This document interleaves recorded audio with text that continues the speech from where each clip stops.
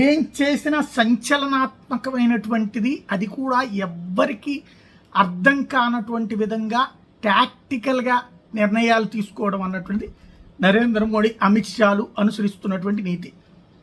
ఈవేళటి కాలంలో ప్రతి సెకను అట్లా అన్ని అంశాలు లీక్ అయ్యేటటువంటి, లేదంటే ఊహాజనిత వార్తలు వేసే రోజుల్లో మీడియాకి అందకుండా, print media, electronic media, digital media ఎవ్వరికి అర్థం కాని రీతిలో వ్యూహాత్మక నిర్ణయాలు తీసుకోవడంలో సిద్ధహస్తులయ్యారు.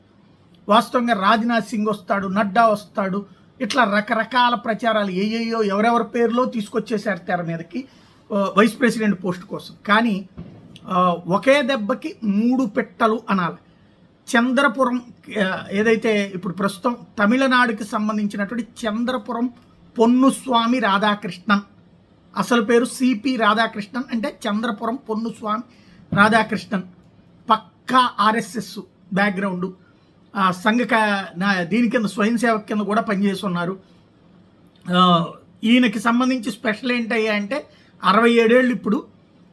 చిన్నప్పటి నుంచి ఆర్ఎస్ఎస్, అంతకుముందు జనసంఘలో చేశారు.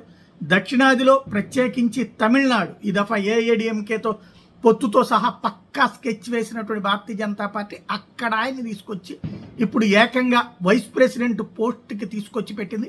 గతంలో దక్షిణాది నుంచి వెంకయ్య నాయుడుకి వచ్చిన అవకాశం. ఆ వెంకయ్య నాయుడు మొన్న వెళ్ళి మోడీతో కలవటం, వీళ్ళందరి తర్వాత ఆయనే సజెస్ట్ చేశారా ఏంటి అనేది తెలియాలి.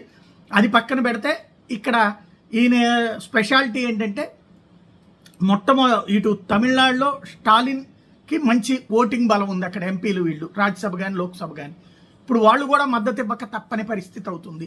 రెండవది వచ్చేటప్పటికి దక్షిణాదికి ఛాన్స్ ఇచ్చినట్టు అవుతుంది. అలాగే 67 ఏళ్ల ఆయన చిన్నప్పటి నుంచి ఆర్ఎస్ఎస్ కావడం అన్నటువంటిది ఆర్ఎస్ఎస్కి సంబంధించినటువంటి కాన్సెప్ట్లో కూడా తీసుకొచ్చినట్టు అవుతుంది. ఓవరాల్గా చూసుకుంటే ఇంతకుముందు ఆయనకి సంబంధించినంత వరకు గెలవటం, ఏది లోక్సభ సభ్యుడిగా కోయంబత్తూరు నుంచి గెలిచారు. అట్లాగే మరొక వైపున 3 సార్లు పోటీ చేశారు, 2 సార్లు ఎంపీగా కూడా చేశారు. ఇప్పుడు ఆయన్ని తీసుకురావడం అన్నటువంటిది చాలా కీలకమైనటువంటిది. రాధాకృష్ణన్ చాలా సీనియర్ కావడం కూడా అక్కడ ఇంకొక కాన్సెప్ట్.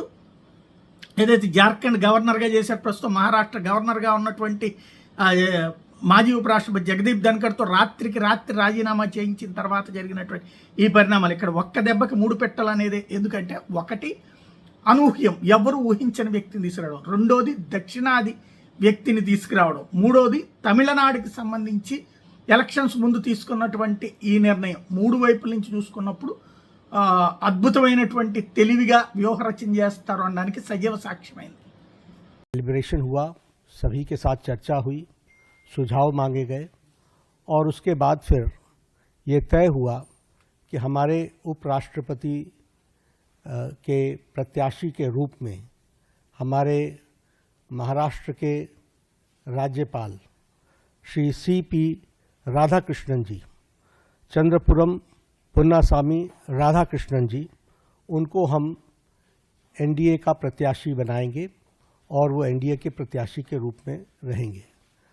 सीपी राधाकृष्णन जी, जिन्हें हम चंद्रपुरम पन्नुस्वामी राधाकृष्णन के रूप से जानते हैं, आपका जन्म अक्टूबर 20 को 1957